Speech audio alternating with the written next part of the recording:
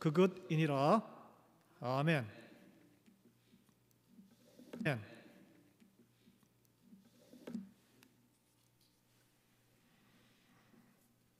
4살짜리 아이들에게 가장 큰 유혹과 힘든 일이 무엇일까요? 아마 눈앞에 있는 달콤한 사탕을 자기가 마음껏 먹을 수 있는데도 너의 스스로의 결정으로 먹지 말고 한번 참아봐라. 이게 참는 것일 겁니다. 유혹을 참는 것과 그 결과에 대한 독특한 실험을 한 사람이 있습니다. 1960년대에 당시 세계 3대 심리학자로 불렸던 스탠포드 대학의 월터 미셸 교수는 그 연구팀 학생들과 함께 이 4살짜리 아이들을 상대로 이 즉각적인 유혹을 견디는 아이와 못 견디는 아이의 인생 결과를 추적하는 실험을 했어요. 그게 유명한데 심리학계에서는 머시멜로 실험이라고 이렇게 이름 붙여졌습니다. 스탠포드 인근의 유치원에 다니는 프리스쿨에 다녔겠죠. 4살 아이 600여 명을 대상으로 뭐 간단하게 방에다가 작은 방에 놔두고 네가 일정 시간 내가 선생님이 다시 올 때까지 내가 이 머시멜로를 안 먹으면 내가 돌아왔을 때 머시멜로를 안 먹고 참으면은 내가 하나를 더 주겠다. 이런 약속을 했어요. 우리 미국 애들은 머시멜로 되게 좋아하잖아요. 달콤하니까. 그런데 어떤 아이들은 선생님이 그냥 자리를 떠나자마자 바로 먹어치웠고 어떤 애들은 안간힘을 쓰면서 끝까지 참은 애들이 있다는 거예요. 그래서 한 10여 년 후에 얘들이 티네이저가 되었을 때 먹은 아이와 끝까지 참아서 두 번째 머시멜로까지 차지한 아이의 결과를 추적해 봤더니 놀라운 차이가 발견됐다는 그런 연구 결과가 나왔습니다. 4살짜리 애들이 눈앞에 있는 머시멜로 자기 힘으로 견디는 건 정말 힘든 일이죠. 그래서 보니까 대학교 갈 무렵에 애들의 그 대학 수능 능력 시험 그 SAT 스코어 차이가 많이 났다 그래요. 당연히 우리가 예상하건대 인내하고 견딘 아이들이 점수가 더 좋았다 그럽니다. 그리고 부모들의 만족도 자라면서 티네이저 될 때 그 만족도도 좋은 평가를 아이들에게 내렸다 그래요. 그리고 더 놀라운 것은 더 세월이 지난 뒤에 중년의 나이가 되어서 그 아이들을 추적했습니다. 약간 이 잔인한 이 실험인데 중년에 보니까 이 머시멜로 먹는 것을 참지 못했던 아이들은 우리 그 성인병 있잖아요. 비만, 미국의 약물 중독, 사회적인 부정응, 그런 그 일자리를 막 그만두고 잠리스 되거나 여러 가지로 방황하는 어른들이 더 많았다 그래요. 반면에 눈앞의 유혹을 참았던 그 어린 나이에 그런 아이들이 성공한 중년의 삶을 살고 있었다고 합니다. 여러분, 저도 이제 2 자녀가 아들이 있지만 부모 입장에서 자녀에게 기대할 수 있는 최소한의 기대는 무엇일까요? 나이가 들면은 큰 기대가 없습니다. 나이가 들면 철 좀 들어서 사람 구실 좀 제대로 하고 살았으면 좋겠다. 우리 한국 그런 거 아닙니까? 우리는 좀 더 나아가서 주님 만나서 신실한 그리스도인으로 공동체를 잘 섬기고 하나님이 기뻐하는 삶을, 그거는 큰 욕심이죠. 기도 제목이고, 하나님께서 우리에게 기대하시는 것도 아마 그런 것 같아요. 아유, 제발 좀 철든 신앙인, 철든 자녀가 되었으면 좋겠다. 이 그리스도인을 닮아가는 성숙한 신앙인으로 성장하는 것을 말합니다. 철이 든다는 것은 철이 들면서 신앙이 성숙하면서 이 험한 유혹이 넘치는 이 신앙생활에 나가 떨어지는 낙오되는 가능성도 줄어들고, 나아가서 세상에 선한 영향력을, 빛과 소금이 되는 영향력을 끼치는 그런 결과를 빚을 수 있기 때문에 그렇습니다. 여러분, 이 신앙적으로 철이 든다는 게 뭘까요? 평상시 같으면 내가 저 사람하고 말을 섞거나 같이 있을 필요가 뭐가 있어요? 그런데 그 사람을 용납하고 같이 한 공동체를 이루며 내가 져주고, 그리고 그것을 진정으로 그냥 참는 게 아니라 그 가운데 기쁨과 감사함으로 즐거운 공동체 생활이 가능하다는 거예요. 가정에서도 그렇지 않습니까? 그리고 그러면서 주님과 함께 동행하게 되고, 거룩한 동행하게 되고, 그 다음에 이걸 성화, 더 거룩해지는, 이게 홀리해가지고 기도를 확 이렇게 해서 거룩한 게 아니고, 그런 와중에 내 마음에 기쁨이 넘치고 감사가 넘치는 그런 사람으로 변해가는 것을 우리가 꿈꾸고 하나님이 꿈꾸는 철든 신앙인이라고 봅니다. 야고보서는 이게 성숙한 신앙인이 되는 길에 대한 안내서예요. 그래서 오늘 보면은 종국에는 생명의 면류관을 받게 되는 하나님의 참된 복을 받는 자가 되라, 그런 표현을 하는데, 그까지 가는 길이 가시밭길이에요. 시험이 도사리고 있습니다. 세상에 공짜가 어디 있어요? 우리 구원은 공짜지만 성장하는 거는, 그런 말을 애가 뗄 때도 10,000보 이상의 10번 이상의 시도를 한다 그래요. 가다가 엎어지고 소파 잡고 넘어지고 막, 마찬가지예요. 시련이 기다리고 있습니다. 시련은 단련시키고 성장시키기 위한 촉진제예요. 신앙의 철이 들려면 어떤 과정을 거쳐야 되냐. 1절의 말씀이 시험을 참는 자는 복이 있나니 이렇게 나와요. 이는 시련을 견디어 낸 자, 주께서 자기를 사랑하는 자들에게 약속하신 생명의 면류관 것이다. 그냥 세례 한번 탁 받고 딱 생명의 면류관, 뭔가 이게 좀 신학적으로 좀 복잡한 이야기지만 우리는 그렇게 다 착각하는데, 구원은 받지만 생명의 면류관, 영광을 받는 것은 좀 다른 차원이라는 거예요. 주님께서 사랑하는 자에게 주시기로 약속한 생명의 면류관, 아무에게나 주어지는 값싼 것이 아니라는 거예요. 예수 그리스도를 구주로 영접한 순간부터 모든 그리스도인들이 믿음의 시험에 노출됩니다. 그리스도인이기 때문에 받는 그런 일들이 있다는 거예요. 그래서 생명의 면류관을 얻게 된 오늘 말씀은 시련을 견디어낸 사람, 이렇게 딱 나와 있어요. 성경의 진리의 말씀으로 받아들인다면 여기 우리는 집중해야 돼요. 그럼 얼마나 견뎌야 합니까? 성경 말씀이 부담스러워요. 예수님은 용서하라 제자 베드로에게 얼마나 용서를 해야 됩니까? 그러니까 7번 용서하고 7번을 77번 용서하라고. 곱하기가 잘 안 돼요. 77 곱하기 7, 이게 7은 완전수기 때문에 끝까지 네가 죽을 때까지 용서해. 너는 무조건 지고 살아, 이 말이거든요. 이게 가능해요? 이게 너무 까마득해요.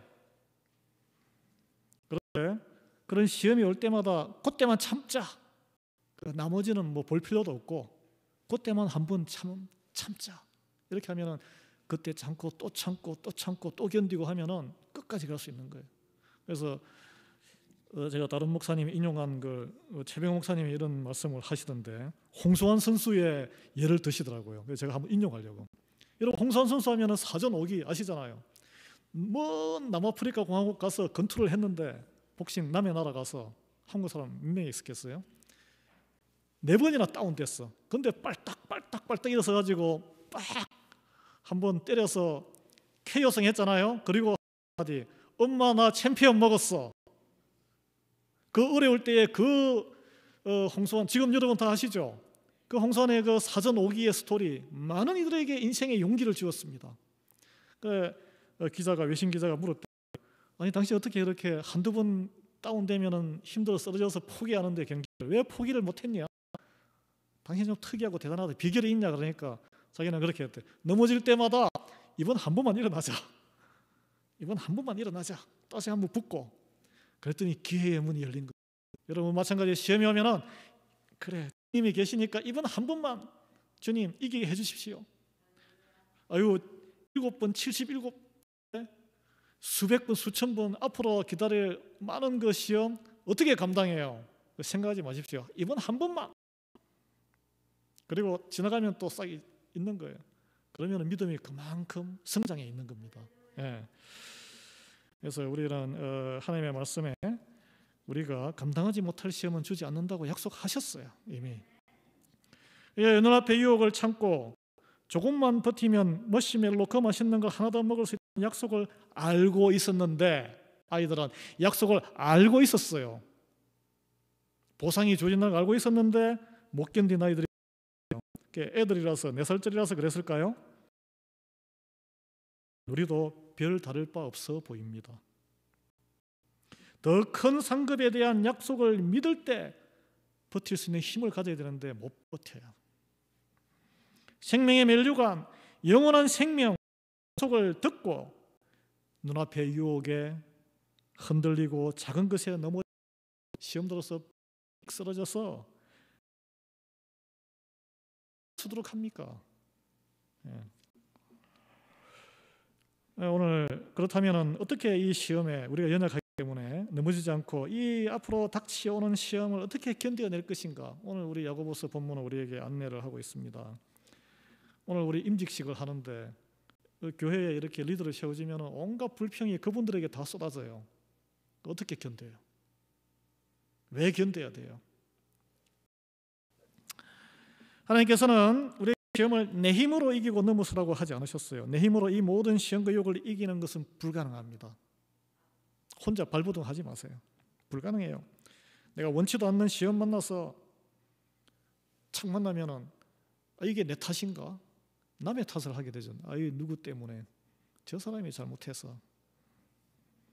특히 신앙과 교회 생활 관련해서는 원치 않는 이런 일에 꼬이면은 그 교우 탓을 하고 목사 탓을 하고 교회 우리 공동체 문화 탓을 하고 하나님 탓을 해요. 원래 이런 교회가 이런 거구나. 하나님 왜 이러세요?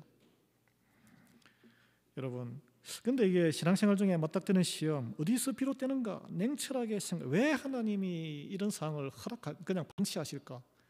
성경에서는 하나님이 이 시험을 준 게 아니라고 이렇게 해석하고 있어요. 하나님 잘 믿었더니 이런 일이 벌어지는데 하나님께서 내게 주신 거 아닌가?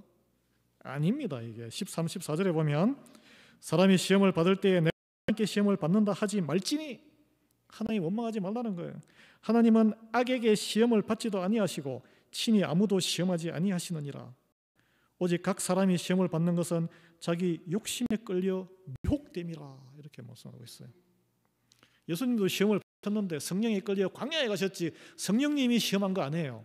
마귀가 시험한 것이고 예수님은 욕심이 없으셨기 때문에 욕심에 끌려서 넘어지지 않으셨습니다. 그 오해하시면 안 돼요. 시험 들고 넘어지는 것은 거의 다 내 속에 있는 내 자존심 때문에 그래요. 알량한 자존심으로 포장된 그걸 신앙용어로 자기의라고 합니다. 내가 옳은데 저 사람이 틀렸다는 거죠. 그리고 나를 무시했다고 느끼기 때문에 내가 이야기하는데 눈길을 마주 안 했다고 해서 얼마나 시험 많이 듭니까? 말하고 있는데 다른 바쁜 일로 가버렸다고 해서 시험 들어서 이 교회가 뭐 이래 그러면서 저 목사가 나를 안 알아주네. 저 장로님이 다른 사람을 더 예뻐해주고 나를 위해서 이 세상이 교회가 존재하지 않으니까 내 편에 서지 않으니까 서운하고 토라져 버리는 것이 우리가 제일 많이 겪는 시험입니다. 우리 까놓고 이야기합시다. 가정에서도 그러면은 그냥 쏙 좁은 사람 되는 거예요. 입으로는 하나님과 예수님을 나의 왕이라고 고백하면서 그 뭡니까? 그 사실은 내가 주인된 삶을 나를 왕으로 섬겨주지 않아서 나는 서운해지는 거예요. 이게 세상에서 그렇게 하는 논리입니다. 깊은 내면을 바라보라는 거예요. 깊은 내면 바닥에는 여기 보면 욕심으로 표현되는데 이게 죄의 뿌리입니다. 죄의 뿌리는 예수님과 하나님을 왕으로 삼는 게 아니라 나를 왕으로 삼지 않으면 서운해가지고 그냥 막 마음이 나도 내가 주체가 안 되는 거예요. 이게 아직 죽지 않은 나의 자아의 뿌리가 남아있는 한 그것이 계속 살아나요. 스물스물 여러분 씨가 이렇게 올라오잖아요. 이렇게 계속 올라오고 꽃을 피우고 그걸 안 잘라주면 찢어서 뿌리를 안 뽑으면 계속 다시 살아나서 열매를 맺게 됩니다. 자기의 아직 죽지 않은 나의 자아가 뿌리가 남아있는 한 계속 나와요. 그 정상이 무엇이냐? 그 정상이 나오면 여러분 내 속에 있는 죽지 않은 나의 자아가 아직도 살아서 꿈틀거리는구나. 그걸 아셔야 돼요. 서운하고 섭섭한 섭섭마귀에 당하면 서 있지 못하구나. 그러면 어떻게 되냐? 갈대처럼 이리저리 장로님들하고 안수집사님들 하나님의 말씀으로 분별해야 되는데 사람들 이쪽에서 듣는 소리 저쪽에서 듣는 소리 그 소리에 이리저리 휘둘리고 그래가지고 교회를 컴플레인하는 거예요. 교회를 지키지 못하고 그것이 미혹입니까? 갈 길이 있는데 길을 잃어버리고 우왕좌왕하는 영어로는 astray 예. 주님이 이끄는 길로, 지시하는 길로 나아가야 합니다. 이 미혹되는 마음이 그걸 다스리지 못하면 말로 나오게 되고 행동으로 나와서 그것이 죄를 짓게 되는 거예요. 공동체를, 그리스도의 몸을 해치게 되고 죄를 낳게 되는 것입니다. 그래서 먼저 해야 될 것은 내 자아를 십자가에 못 박아 죽여야 되는 거예요. 그 신앙생활을 할수록 그 죽이지 않으면은, 신앙생활 열심히 해보십시오. 더 예배 열심히 하는 족족 더 많은 시험에 만납니다. 그렇게 될 수밖에 없어요. 왜냐하면 그걸 거쳐야 신앙이 성장하기 때문에 그래요. 하나님이 우리를 다루시는 방법이에요. 그래서 그걸 갖다가 잘라내지 못하고 하면은 계속 유치원생 수준에 머물러 있거나 아니면 그 수준에서 열심을 내고 달릴수록 하나님과 상관없는 마이웨이 신앙을 하면서 더 큰 죄인이 될 뿐입니다. 겉으로는 열심히 하는 것처럼 보이는데, 그 대표적인 현상은 공동체에서 하나님이 기뻐하는 선한 일에 함께하지 못하는 현상으로 드러납니다. 근데 분명히 함께해요. 교회에서 함께하는데 하나님이 기뻐하지 않은 일을 함께 열심히 합니다. 합력하여 선을 이루지 못하고 합력하여 분란을 일으키게 되는 거예요. 15절에 욕심이 잉태한 적 죄를 낳고 죄가 장성한 적 사망을 낳느니라 그랬어요. 그래서 모든 열심이 다 선한 거 아닙니다, 여러분. 16절에 이렇게 내 사랑하는 형제들아 속지 말라. 자기 자신을 속이는 거예요. 자기 자신을 속이면 안 돼요. 예. 그렇다면 우리는 어떻게 우리 내면의 뿌리에 깊이 숨어 있는 내 욕심, 이게 끌리면 시험에 그냥 넘어지는데, 그래서 사망이 이르는데 그것을 시험을 견디고 결국 우리가 하나님이 기뻐하는 승리를 할 수 있을 것인가? 여러분, 시험을 만날 때에 내 안을 먼저 들여다봐야 돼요. 그리고 이 시험을 바라볼 때 내 눈으로 보는 것을 포기해야 됩니다. 내 관점 보면은 불끈 화문제 나는 거예요. 이게 아니 내가 누군데 나를 이렇게. 이 부부관계도 마찬가지예요. 영원하시고 변치 않는 하나님을 바라보고 잊어야 돼요. 그때 말씀을 탁 적용해야 되는데, 말씀이 적용이 바로 됩니까? 평상시 말씀을 모르는데 말씀이 떠올라요? 안 되는 거예요. 이게 하나님이 능히 좋고 시험을 피하거나 이겨나갈 방법을 주실 분인데, 말씀이 내 안에 확 삭혀져서 바로 탁 안 나오면, 적용이 안 되면 나의 성정이 먼저 반응을 하는 거예요. 망하는 거죠, 그게. 진리의 말씀에 평상시에 귀를 기울이고 그 순간에 하나님의 지혜를 구해야 되는데, 그러면 체질이 적응이 돼 있어야 됩니다. 그게. 예. 여러분, 우리 사도 바울이 마귀의 계기에 우리를 보호할 수 있는 방법, 에베소서에 잘 나와 있습니다. 6장 13, 17절에 보면 전신갑주라는 표현이 있습니다. 막 화살이 날라오는데 이 갑옷을 안 입고 있으면 그냥 맞는 거죠. 피 줄줄줄 흘리고. 마찬가지예요. 우리는 밖에 세상에서 또 믿음의 시험을, 특히 목사나 장로나 집사, 너 한 분 당해봐, 얼마나 견디나 한번 보자. 예? 이런 말 저런 말 막 말에 화살을 쏘아 댑니다. 여러분, 이 전신갑주가 안 돼 있으면 어떻게 버티겠어요? 질질 흘리면서 쓰러지는 거죠. 로마 군인들은 갑옷과 투구 외에도 방패와 창검을 갖추고 전투에 임했습니다. 방어만 하는 게 아니에요. 이 말씀에 하나님의 전신갑주 취하라. 이는 악한 날에 너희가 능히 대적하고 모든 일을 행한 후에 서기 위함이라. 그런즉 맞아가지고 이게 방어 안 되면 쓰러지죠. 서서 진리로 너희 띠를 띠고 의의 호신경을 붙이고 평안의 복음이 준비한 것으로 신을 신고 모든 것 위에 믿음의 방패를 가지고 이로써 능히 악한 자의 모든 불화살을 소멸하고, 믿음으로 딱 디펜드하는 거예요. 구원의 투구와 성령의 검, 곧 하나님의 말씀을 가지라. 그걸 맞닥뜨려서 패퇴시킬 수 있는 것은 성령의 검, 하나님의 말씀뿐인 줄 믿으시기 바랍니다. 야고보서 오늘 본문의 18절에는 하나님이 하나님의 뜻에 따라 진리의 말씀으로 우리를 낳으셨다고 했어요. 말씀으로. 여러분, 우리는 어떻게 자랐습니까? 어릴 때 우리를 낳아주신 엄마 또는 뭐 엄마가 돌아가시면 다른 분 젖을 먹고, 저는 분유도 좀 먹었는데 먹고 하여튼 자랐습니다. 그리고 어릴 때는 어머니가, 부모님이 해주신 따뜻한 밥을 먹고 성장하지 않았습니까? 우리를 낳아주신 분은 하나님이시잖아요. 그럼 뭘 먹고 성장해야 되겠습니까? 하나님이 주시는 말씀을 먹고 성장을 하고 힘을 키울 수 있습니다. 다른 방법이 없어요. 여러분 밥 식사로 어릴 때 가실 때 밥 차려놨다 밥 먹어라 그러면은 네 하고 착착착 가가지고 밥 안 먹고 가만히 앉아만 있다가 다른 분들 밥 먹는 소리만 형제자매 밥 먹는 소리만 듣고 떠나고 그렇게 잘하셨어요? 맛있는 거 먼저 먹으려고 이렇게 하셨잖아요. 마찬가지예요. 주일 예배 오시고 교회에 무슨 성경 공부 있고 제가 카톡 보내드리면은 이 맛있는 거 왔네. 맛있게 먹자. 그러면서 열심히 드셔야 되는 거예요. 그래야 잘합니다. 시험을 견디는 첫 번째 구체적인 방법은 말씀을 오늘 본문에는 충실하면 경청하는 중요성이 강조되고 있습니다. 말씀을 듣는 것. 믿음은 듣는 데서 시작된다 그래요. 이게 왜냐하면 요즘은 뭐 눈으로 보고 시청각 교재가 많이 발달돼서 좀 다른데 옛날에는 아무나 성경을 가질 수 없었어요. 앞에서 양피지로 되어 있는 걸 이렇게 선포하면은 귀로 들었기 때문에 그래요. 그렇지만 듣는 것은 중요합니다. 19, 21절에 또 이와 더불어 특이한 것은 말하는 것과 성내는 것을 빨리하지 말고 더디게 하라. 듣는 것은 빨리하고 말하고 성내는 것은 더디게 하라고 했는데 여러분 말하고 화내는 것, 성내는 게 뭘까요? 나의 의견을 관철시키려고 그러고 나의 감정을 표출하는 거예요. 나의 자아를 확 드러내는 거예요. 이게 듣는 거는 나를 숙이고 밖에서 흡수하는 거예요.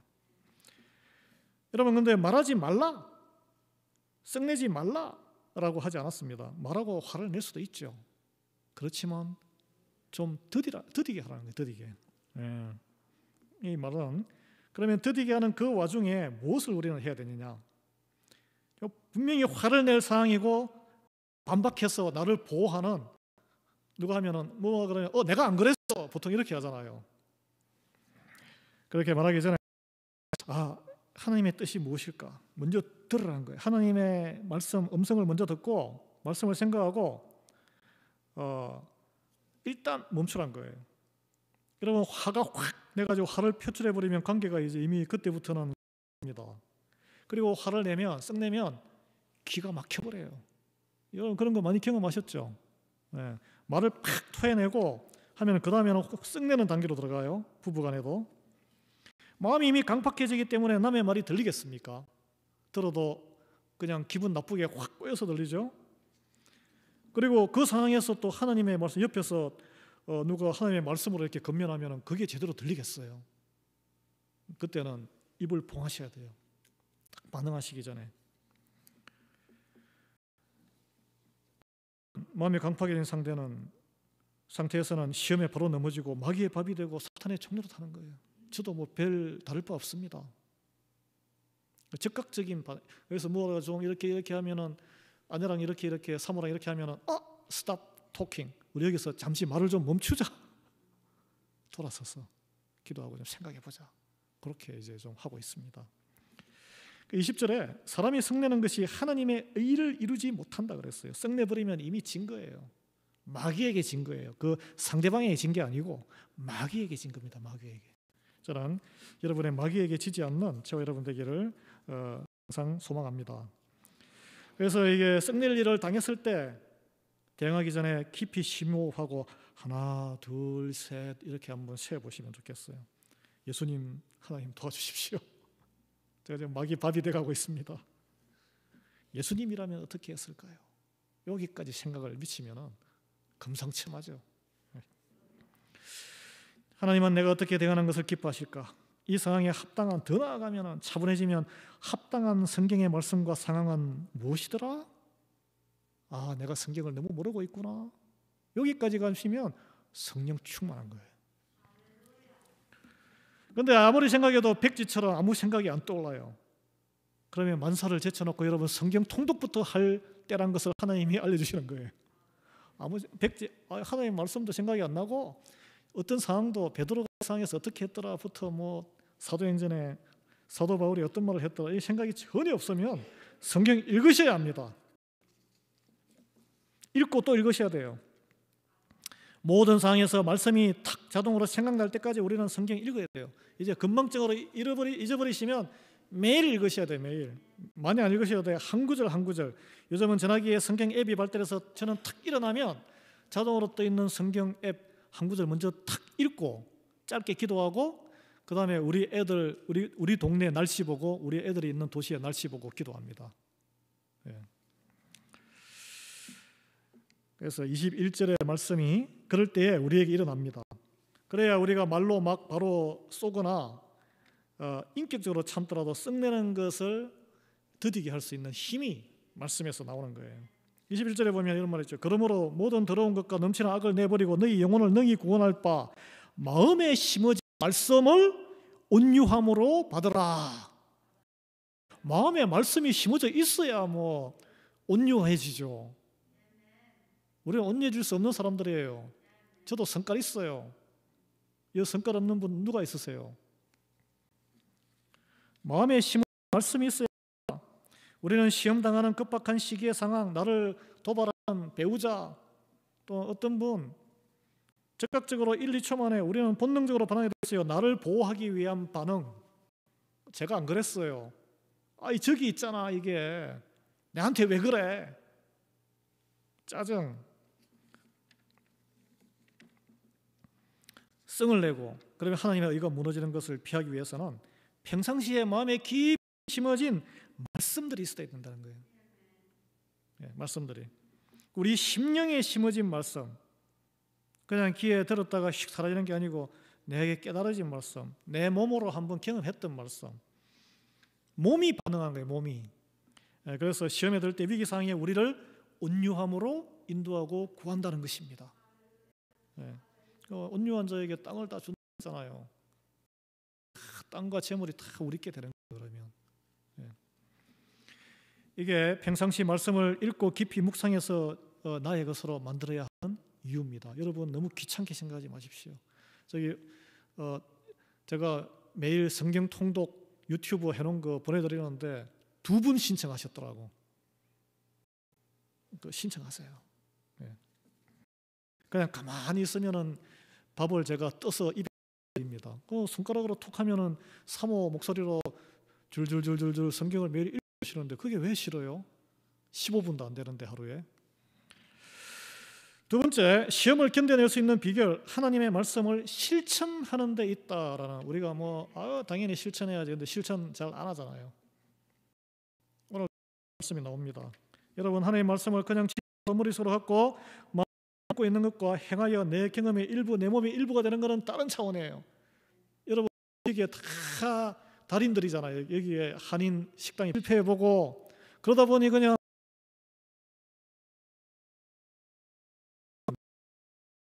척서 척척척 맛있는 게 이제는 달인이 되셨잖아요. 말씀도 마찬가지란 거예요. 말씀도. 축구 선수 손흥민 예를 또 들겠습니다. 어제 또 2골을 한 게임에 넣어가지고 3대0으로 이겼는데 아주 1등 공신을 했더라고요. 뉴스 보니까 어젠가 그제.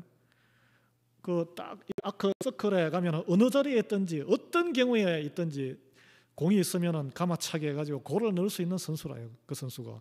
근데 1초만 늦어도 프로 선수에 가서 공을 탁 뺐거든요. 폼을 흐트리는데 그러면 어떻게 이렇게 됐느냐? 어릴 때부터 아버지가 아버지 말을 들은 것도 참 대단해. 하루에 1,000번씩 골 연습을 1,000번씩. 그러니까 몸이 반응을 하는 거예요. 이렇게 공을 보면은 그냥 자동 반사적으로 공을 차서 딱 정확하게 들어가는 거예요.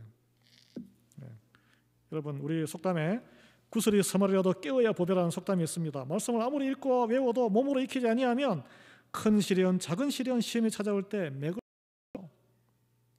못 춥니다. 성경에 나오는 말씀 크게 3가지로 이루어져 있습니다. 하나님이 말씀하신 것이 이미 이루어진 것.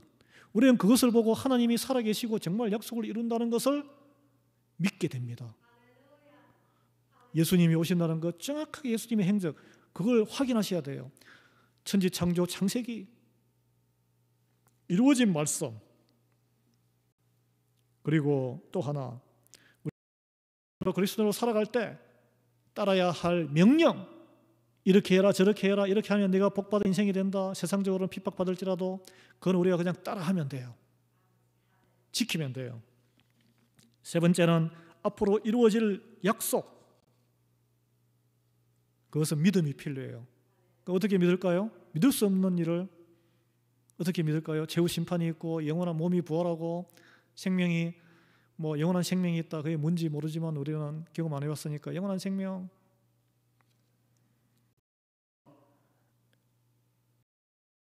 확인하고 지식적으로 또는 믿음으로 확인하고 그 다음에 하나님이 해봤을 때 임재하는 걸 경험하면 그것이 믿어져요. 그 약속을 왜 약속이 안 믿어지느냐? 순종의 우리의 몸으로 이렇게 해본 경험들이, 실천의 경험들이 적기 때문에 그래요. 하나님께서 명령하신 걸 행하면 행할수록 앞으로 이루시겠다는 그 약속에 대한 믿음도 더 커지는 줄 믿으시기 바랍니다. 왜냐하면 순종을 행함으로써 내 가치관이 변해요. 내 습관이 변해요. 내 체질이 변해요. 내 인간관계가 변해요. 가정이 변해요. 주변 환경이 변하고 하나님이 바꿔주세요. 그렇기 때문에 더욱 믿을 수밖에 없는 거예요, 이게. 예. 그래서 순종할수록 하나님과 동행하는 삶을 살아가게 되는 것이고 주님과 또 아름다운 동행의 기쁨과 인생으로 바뀌게 되는 것입니다. 예. 그래서 또 희한한 게 믿음이 신실한 사람들을 계속 만나게 해줘요. 새로운 인연을 또 계속 소개해줘요. 예. 그들과 교제가 더욱 즐거워져요. 그래서 기쁜 신앙생활이 됩니다. 영적인 새로운 친구 관계가 형성되는 거예요. 예. 신앙생활 하는데 즐겁고 기뻐야 되지 않겠습니까? 22절 25절에 너희는 말씀을 행하는 자가 되고 듣기만 하여 자신을 속이는 자가 되지 말라. 행하지 않으면 이게 믿음이 안 생기는데, 기쁨과 감사도 없는데 겉으로 할렐루야 하고 기쁘고 감사하다고 하려니까 얼마나 괴롭고 힘들어요. 이거 불행한 신앙생활이에요, 이게. 누구든지 말씀을 듣고 행하지 아니하면 그는 거울로 자기의 생긴 얼굴을 보는 사람과 같아서 제 자신을 보고 가서 그 모습이 어땠는지를 곧 잊어버리거니와 자유롭게 하는 온전한 율법을 들여다보고 있는 자는 듣고 잊어버리는 자가 아니고 실천하는 자니 이 사람은 그 행하는 일에 복을 받으리라. 하나님이 함께 하신다는 거예요. 여러분, 오늘 주일 설교, 새벽 설교, 그리고 말씀 듣기만 하지 마시고 잊지 마시고 실천하여 복을 받으시는 여러분 되기를 예수 그리스도로 축원합니다. 마지막으로 하나님의 말씀을 실천할 때 우리가 정결하고 진짜로 견디도록 하나님이 능력을 주신다 그랬어요. 하나님 앞에 정결과 경건, 이거는 공동체와 사회적인 약자를 향해서 긍휼을 베푸는 행실로 드러난다고 오늘 말하고 있습니다. 이게 간단하게 하면 27절에 하나님 아버지 앞에서 는 경건은 godliness라고, 그 사람이 하나님의 사람, 하나님과 함께하는 표정이라는 뜻이거든요. 이게 고아와 과부를 그 환난 중에 돌보고 또 자기를 세속에 물들지 아니하는 그것이다. 이 두 가지 나오는데, 가난한 이들을 돌보는 긍휼한 마음, 또는 자기를 세상 즐거운 거 다 하고 하나님 앞에 와서 또 예배드리고, 이게 아니란 거예요. 세상과 나를 좀, 옛날에 그것을 즐겼지만 옛날에 즐겁고 마시고 먹자 놀자 같이 떼거리로 다니자, 옛날에는 그게 즐거운데 이제는 그게 안 즐겁다는 거예요. 네. 참된 경건을 이룰 때 우리는 마귀의 시험을 견디고 주님과 동행하는 삶, 신실한 교우들과 연합하는 아름다운 동행의 시입니다. 세상적인 즐거움보다 이게 더 기쁜 거예요. 여러분, 저도 프랑스 파리 이런 데 다 가봤습니다. 옛날에 한국에 기자 생활할 때 파리에 가서 다 봤어요. 미네르보 부터 다 보고, 유럽도 보고 일본도 가보고 다 가봤어요. 여행 다 해봤어요. 여기 옐로스톤 가보고 다 가봤습니다. 거기 가는 것보다 선교 가는 게 100배는 더 기뻐요. 제가 장담합니다. 하나님 가는 게 10배의 더 기쁨을, 100배의 더 기쁨을 하나님이 주십니다. 그래서 병도 낫는 거예요. 영원히 기쁘니까 육신까지 하나님의 은혜로 받는 사람이 있고, 그리고 태아의 문이 열리지 않아서 기도하던 중에 또 남편이 선교 가가지고 갔다 와서 또 아기 낳는 하나님이 특별히 주신 은혜죠. 예, 그런 가정도 있습니다. 예. 저는 장담합니다. 세속에 물들어서 즐거움이 있죠. 육신적인 즐거움이 있는데 그것보다 하나님이 주시는 긍휼 사역에 같이 할 때 넘치는 기쁨, 그건 뭐 말로 표현할 수 없습니다. 저는 여러분이 모두 그런 걸 누리시기를 예수 그리스도의 이름으로 축원합니다. 연세 더 드시면 그걸 하고 싶어도 못해요. 모든 게 때가 있어요. 그래서 한번 옆에서 건면 내가 준비가 돼가지고 이제 준비됐으니까 갑시다, 이런 사람 한 명도 없습니다. 제가 목사로 이렇게 목회자로 부름받을 때 제가 하나님 준비가 됐습니다, 저는 뭐 퀄리파이 해가지고 순종했겠습니까? 그런 사람 없다는 거예요. 장로님, 집사님도 마찬가지예요. 순종하는 마음, 하나님이 이퀄 다 채워주시고 인도하시고 부족한 사람 순종하는 마음을 이끌어서 함께 하시는 줄 믿으시기 바랍니다. 참된 경건은 단순히 예배 생활과 성경 공부, 기도문, 종교적 예배를 주문처럼 반복하는, 습관처럼 반복하는 데서 오는 게 아닙니다, 여러분. 구체적으로 나그네에게 내 집을 개방하고, 미국에서는 쉽지 않은 일이죠. 손과 발로 예요. 여러분 지갑을 열어서 사회적인 약자를 돕는 거예요.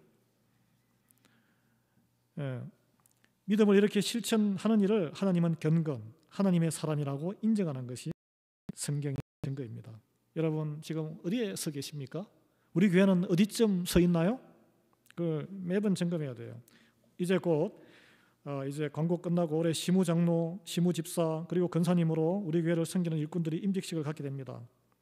오늘 말씀을 잘 받아서 교회를 잘 섬기는 진정한 경건한 모범을 보이시기를 바랍니다. 주님과 연합하고 교우와 합력하는 아름다운 동행을 하기 위해서는 무엇보다 일꾼들이 내 주장을 내세우거나 말하기를 더디게 하셔야 돼요. 마음의 성내기를 더디게 하고 모범을 보이시고, 하나님의 말씀으로 온유함을 받는 모범을 보여야 할 것입니다. 여러분 시무장로와 시무집사님, 이 가운데 그 누구보다 더 의롭고 더 잘난 사람들이 아닙니다. 그렇게 생각하시면 안 돼요. 교회의 필요에 따라서 종의 자세로 교회를 섬기겠다고 순종하신 분들이에요. 3년 동안 기간에 임시 맡은 바 임시직이에요. 청직입니다. 종이 되는 분들이에요. 그래서 그분들이 교회의 그동안 문화와 특성상 모든 교회가 그렇습니다. 교우분들로부터 많은 불평과 소리를 듣는 자리라서 여러 시험에 더 빠집니다. 여러분 기도해 주셔야 됩니다. 도와주셔야 돼요. 그래서 우리 임직 받으시는 분들은 이제 임기 3년간 시집살이 한다. 시집살이 어떻게 합니까? 눈 맞고 귀 맞고 그냥 묵묵히 주님 하나님 시키는 대로 죽었다 생각하고 섬기는 거예요. 그러면은 그 와중에 무엇을 주시느냐? 믿음의 진보를 이루게 합니다. 하늘나라에서 상급이 쌓입니다. 여기서는 뭐예요? 이럴 것밖에 없어요. 더 열심히 예배 생활을 해야지. 남들한테 조금만 삐뚤하면 안전소리 듣죠. 헌금 생활도 더 열심히 해야지. 내 개인적인 시간을 다 쏟아야 되고 하니까. 그리고 스스로 세속에 물들지 않도록 여러분 우리 올해 또 한 번 더 우리 교회의 체질을 업그레이드하는 하나님의 은총이 있기를 예수 그리스도의 이름으로 축원합니다. 우리 모두 다 세속에 물들지 않은 기도와 말씀으로 성결에 힘쓰고 지역구제, 선교에 힘쓰고 환난 중에 있는 이들 이런저런 주장 내려놓으시고 손과 발을 바쁘게 지갑을 오픈하시고 참된 경건을 실천하는 저와 여러분 되기를, 그럼 우리 교회 되기를 예수 그리스도의 이름으로 축원합니다. 기도하겠습니다. 하나님 아버지, 우리에게 닥치는 이런 크고 작은 시련들이 하나님의 상급을 위한 우리에게